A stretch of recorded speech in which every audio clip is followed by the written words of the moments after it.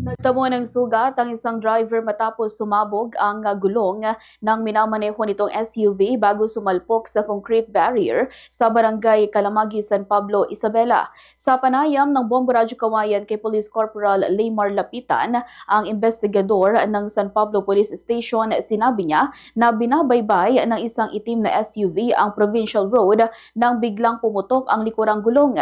Dahil dito nawala ng kontrol ang driver at sumalpok sa mga concrete barrier sa gilid ng kalsada bago pa bumaliktad ng 3 beses. Batay sa kanilang initial investigation, lumalabas na galing ang biktima sa barangay Ugad, Cabagan, Isabela at patungo sana sa Tuguegarao City. Subalit pagsapit sa Kalamagi Bridge ay pumutok ang gulong ng kanyang sasakyan. Dahil sa aksidente, halos nawasak ang buong sasakyan at mapalad namang nagtamo lamang ng minor injury ang biktima. Itong unang pagkakataon na nakapagtasla sila ng aksidente sa naturang tulay. Nagpaalala si Police Corporal Lapitan sa mga motorista na ugaliing suriin ang kanilang mga sasakyan bago bumiyahe upang maiwasan ang aksidente.